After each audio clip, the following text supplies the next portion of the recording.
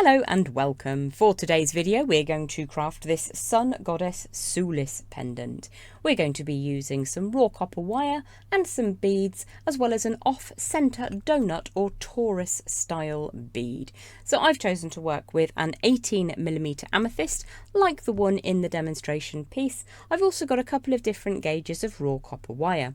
For my main section of wire I'm going to use 1.25mm or 16 gauge and an assortment of other gauges as well.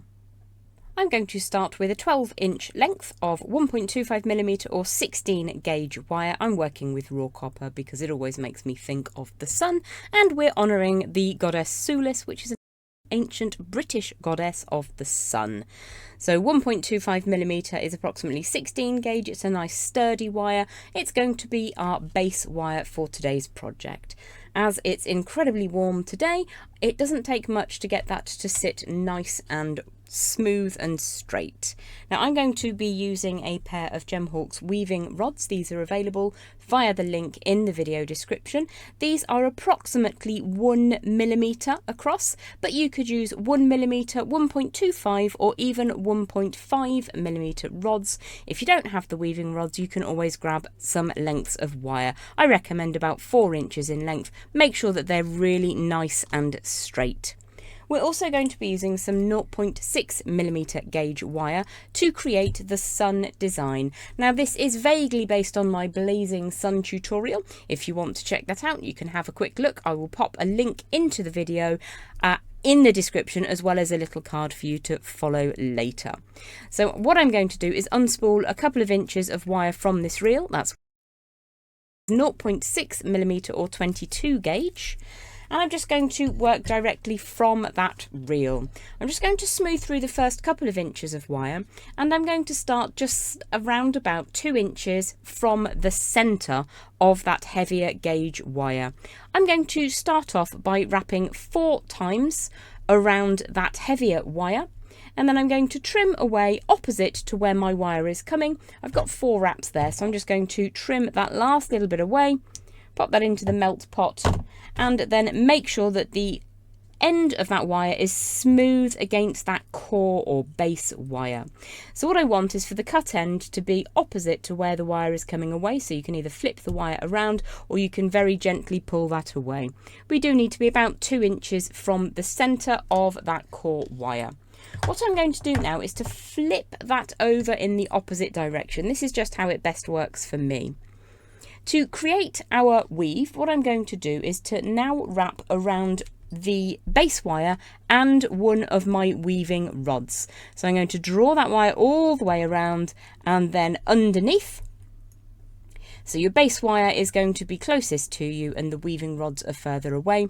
I've wrapped once around both of those pieces, and then I'm going to draw the wire back up and over the face of the design, bring in my second weaving rod.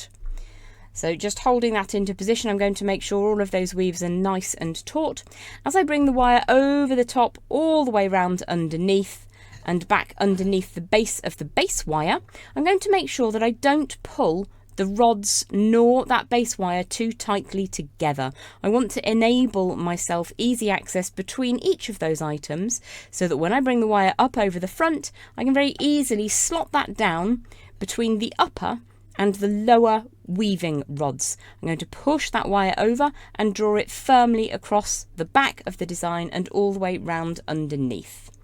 So once I've got that little set of 3 wraps, one around the base and number 1, one around the base and both 1 and 2, one around the base and number 1, we're going to go back to wrapping only around that base wire. Now you can work with whatever sequence of wraps you desire. I think I'm going to go for 3 wraps in between each sequence. Because I've got 3 wraps in total for that little spike, I think it just looks really nice. It adds an element of really even spacing. So I have 1 wrap around that base wire, all the way around for a second wrap, push that down. If you don't have strong enough nails, you can use a set of pliers to do so. And then a third wrap push that all the way down, make sure everything's neat and tidy. What I'm going to do is repeat that several times.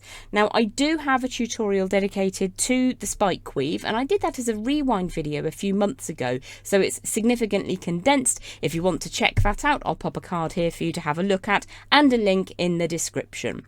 Once I've got those 3 wraps in between the sequence, I'm going to wrap again around the base wire and rod number 1. Make sure that's neat and tidy. All the way around the base number 1 and number 2. Bring that back underneath. Make sure it's taut, but not so taut that you're pulling those rods together. This is one of the reasons I organised getting these weaving rods in, is so that I can use them. These are stainless steel rods. They don't have the same flex as using some wire. So they're really sturdy and up to the job. The next wrap will be around the base wire and the weaving rod number 1. Push that down into position. Make sure it's taut. Get everything stacked up neatly and give it a bit of a pinch. Make sure the wires aren't crossing over at the back before you do that pinch. Then I'm going to wrap 3 times around the base wire. Now, once I've got 2 wraps, as you can see here, we've got section 1 and section 2 on those weaving rods. I'm going to move them over so that I don't keep more than 3 segments on those rods at a time. It's very easy when you're working with this simple 3 wrap sequence to just move them out. If you take them out too far accidentally, you can just slide them back in. As long as you get them in the preceding segment, you're absolutely fine. So what I'm going to do now is to go for 9 sequences. So that's once around the base wire and rod number 1, once around the base wire and both, once around the base wire and number 1, and then 3 wraps just around the base between each segment. So I'll join you back in a moment. So I have my 9 sequences and I'm going to fill the gap at the top with beads. If you prefer to take the sun rays all the way around the Sulis pendant, then just do a few more of these woven segments. So once you have finished, go for the same number of wraps as you started with. I decided to trim that down, so I have 3 wraps at the beginning, 3 at the end, and 3 on the base wire between each of those spike sections. So we're just going to remove those weaving rods now and pop them out of the way. If you find they're a bit sticky, just give them a bit of a wiggle and they should come out. Try not to keep more than 3 sections of weaving on them at any time, and just move them along as you go. Now, before we start forming our sunray section around, we're going to open it out slightly, and there's a couple of different ways you can do this. So you can very softly put a little bend in the middle just to open them up slightly so it's slightly easier. What we're going to do is we're going to pinch the base of one of those spiked sections, and I'm going to use the tip of my pliers and just very gently wiggle the tips of those pliers in between each of the 2 side wraps. So I'm going to start with the one on the left first, and I've just done a tiny little maneuver to put a small angle on that. I'll zoom in so that you can see that more closely. Bring the tip over the little, oopsie, over the spike on the right. Once you've got the tip, grip the base wire and draw that over to the side. So we're going to open up each of those in turn. You can leave them straight, but I like to go for my blazing sun technique, which is to then add a kink at the top of that central weave as well. So we've splayed either of the side ones. I'm going to pinch everything together and then just put a little angle change at the top. So that's what it looks like now, like the rays of the sun in an ancient painting. So I'm going to continue along and do all of those 9 segments in exactly the same way. Just take your time, try not to rush things. So there's a little bit of curvature in my wire because it makes it slightly easier to get in there and open up those elevated segments of the weave. So I have a round form just here, which is probably, looking at it, a little bit too small because this is the same size as my donut bead or my Taurus bead. So this is 15.8 millimeters, and I think that is an 18 millimeter donut. So I'll just grab the next size up. You could use a chubby marker pen or a standard ring mandrel, something like that. What we're going to do is use a form that's slightly larger than we need. Let's get some warmth and heat into this design. If your weave starts to move around a bit, you can usually kind of scooch it one way or the other. It's not super tight. So once you've got that centralised in the middle of your wire, start drawing that around. Just cross those upper wires over for now. Now that's likely to be too large or too small. It's very infrequent that that's actually perfect, but let's have a look. That is indeed a little bit large, but it gives me a really good indicator of where I need to take this design. The main thing here is to make sure that you have a beautiful rounded arcing form that will sit underneath, because the eye will be drawn to that. So if it's too big, that's often better than just the right size, but with a little bit of deviation in the wire. So just take your time and get that to fit perfectly. Around about 1mm or so larger than your chosen bead.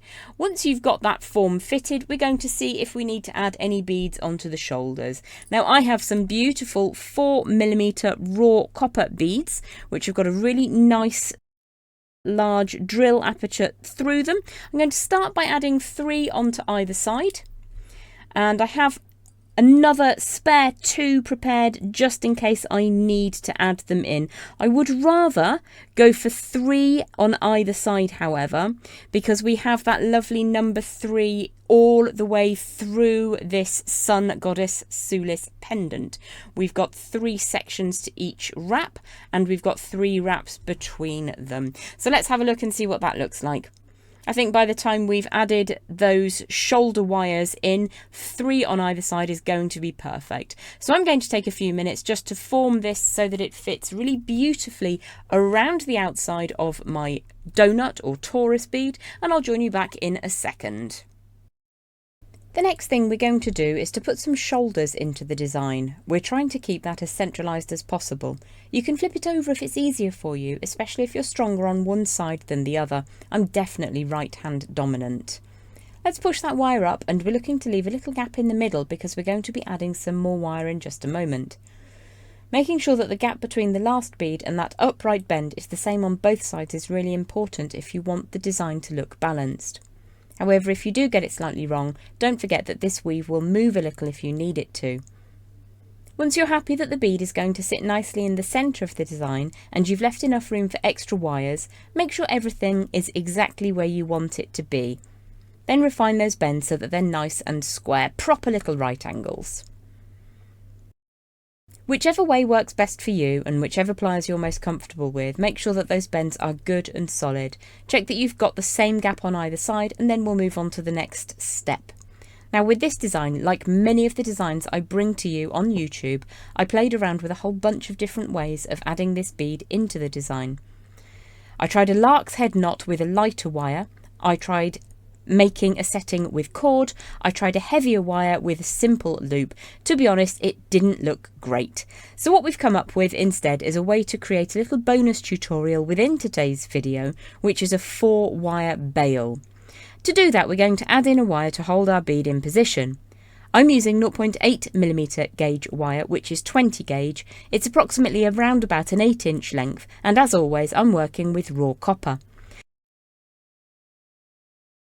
I'm going to get that wire really nice and fluid by running my fingers over it, especially through that central section.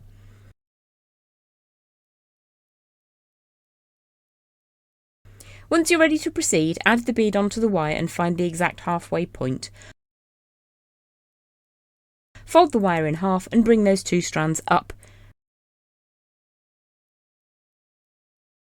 We're then going to cross them over at the top of the bead. Making sure your wire is super soft first is really important at this stage. Bring both of those strands upright. Ideally they should be centralised directly above the bead and sitting side by side.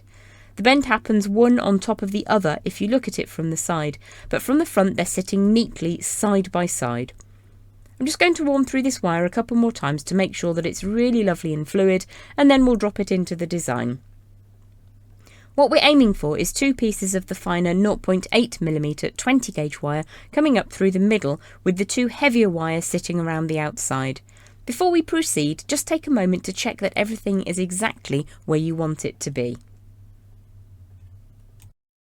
One of the benefits of this weave over a traditional spike weave is that it is identical front and back. You can't tell which way round it was when you wove it all together, so it will be a truly reversible pendant.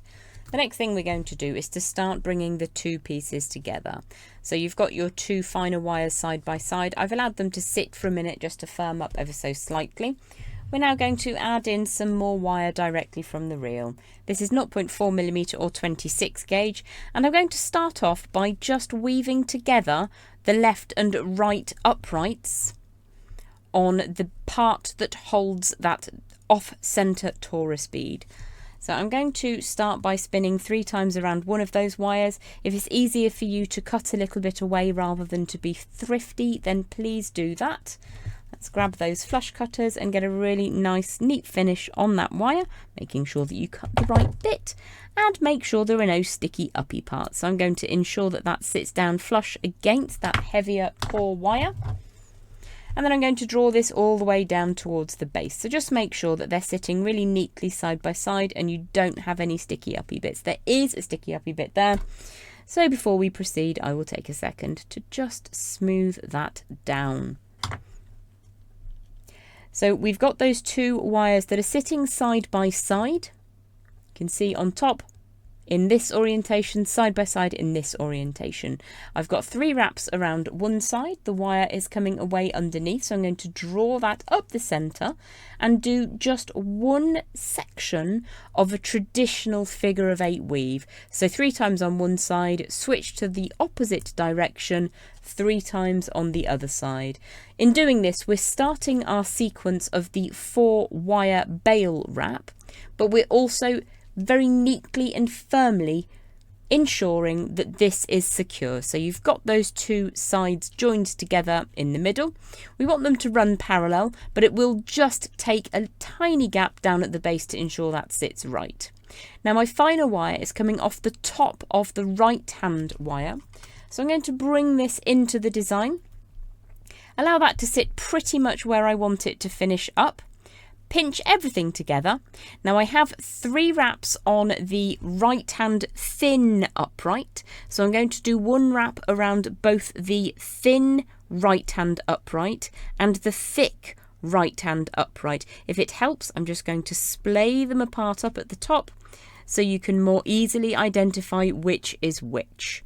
So 3 wraps around the thin right hand upright, 1 wrap drawing everything together on the right hand side, and then 3 wraps around only the thin right hand upright. So the one that's connected to that Taurus bead. So 3 wraps all the way around that inner right hand wire. Push everything down. And to begin with, it'll wiggle around and it'll get a bit out of shape, don't worry. So the wire needs to now switch to the left hand thin upright. So it's come over the top and down the middle of the right hand thin upright. So I'm now going to rotate 3 times around the left hand thin upright, all the way around. So we've done a traditional switch. Don't pull too tight because this is a 0.8 or 20 gauge wire. It will be very easy to pull that out of shape. So you've got 3 wraps around the left hand thin upright. What we're going to do now is a wrap around both the left hand thin and thick uprights, all the way around both of them. Push that down into position. Then we're going to wrap 3 times around the left hand thin or inner upright.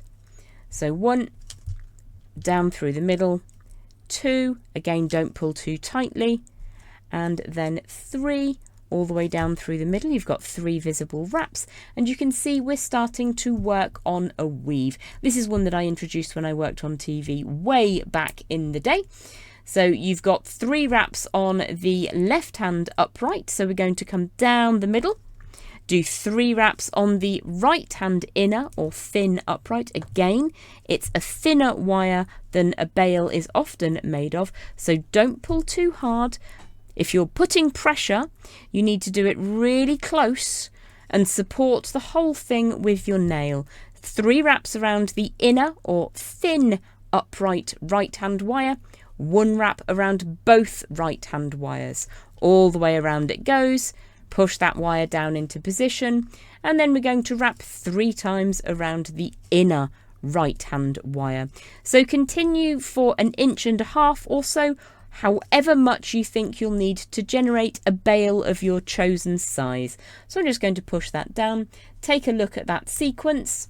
You can draw the wire upwards slightly to ensure that the torus or donut bead sits where you want it to.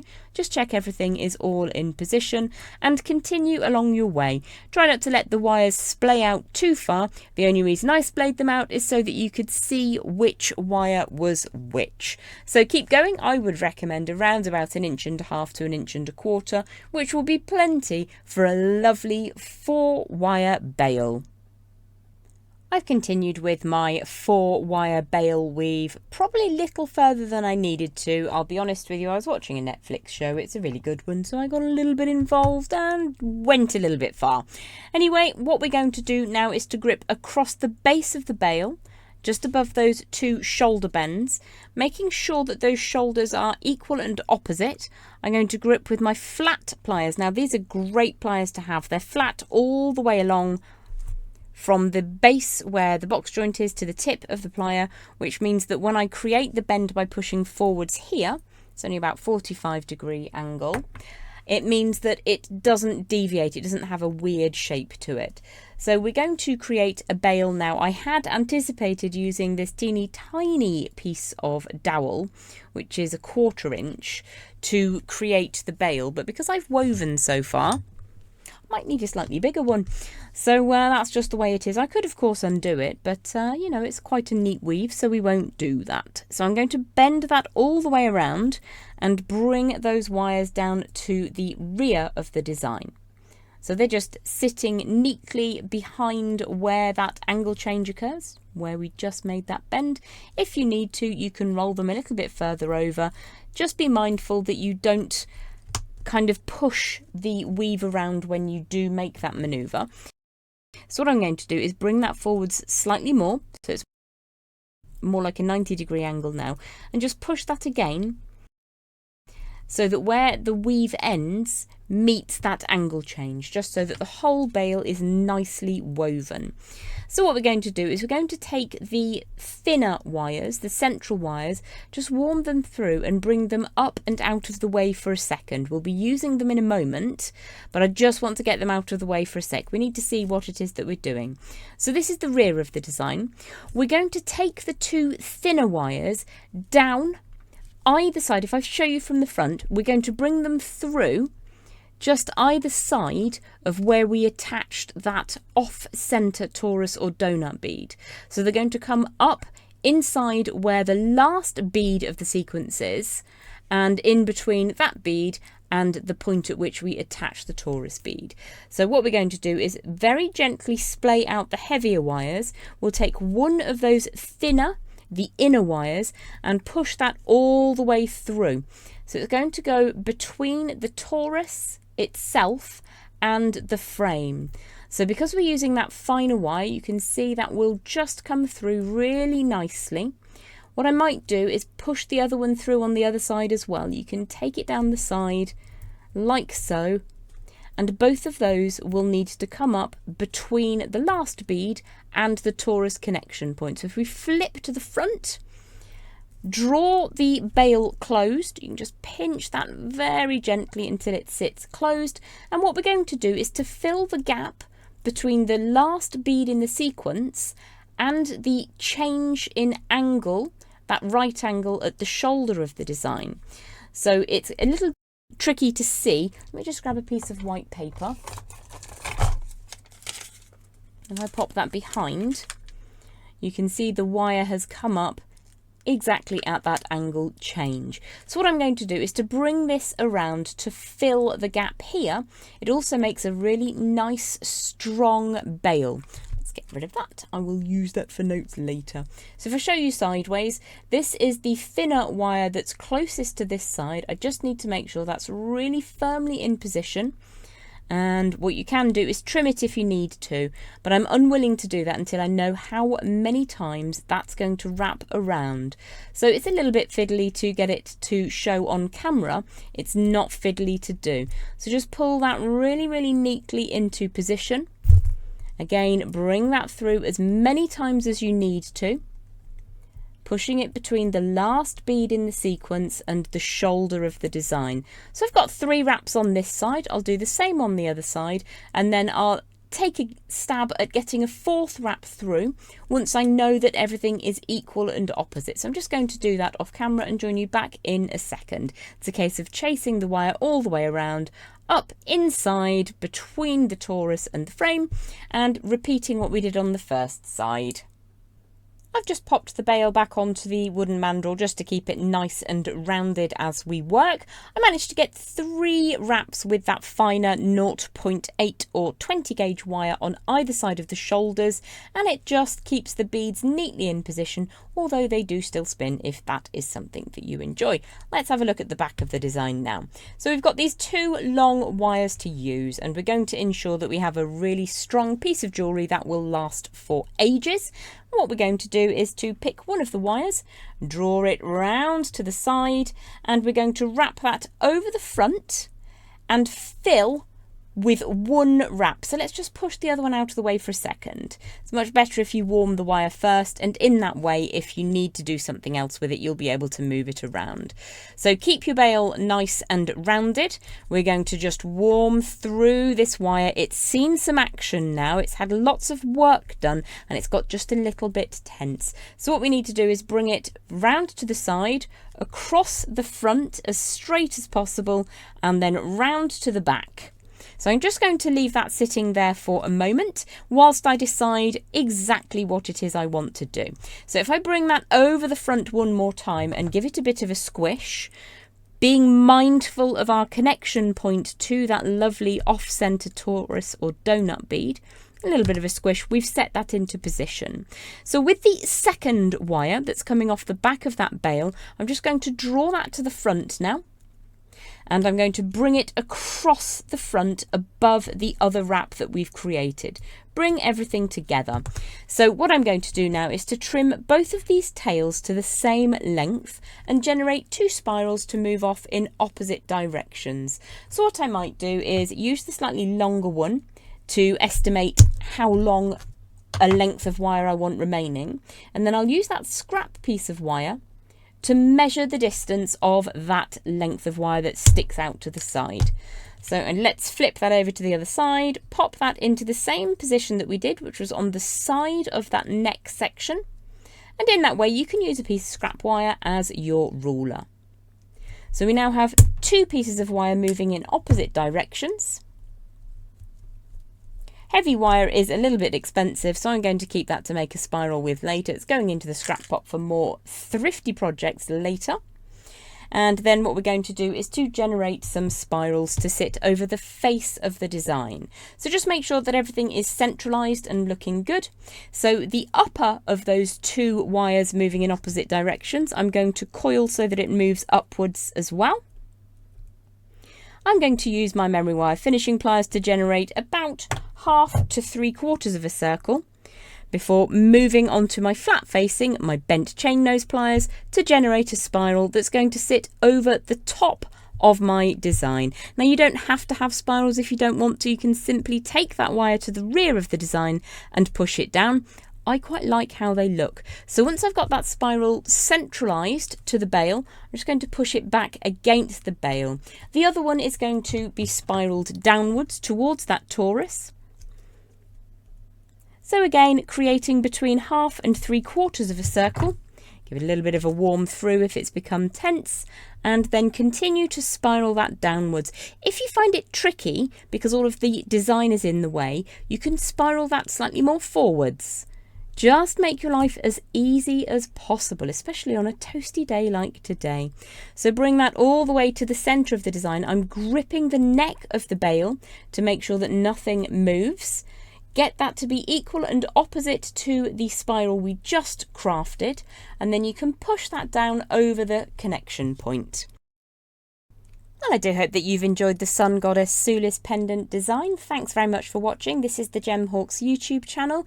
Don't forget that every time you like a video, leave a comment and subscribe to the channel. It really helps me to be seen. Enjoy the rest of your day, and I look forward to seeing you back here again very, very soon. Bye-bye.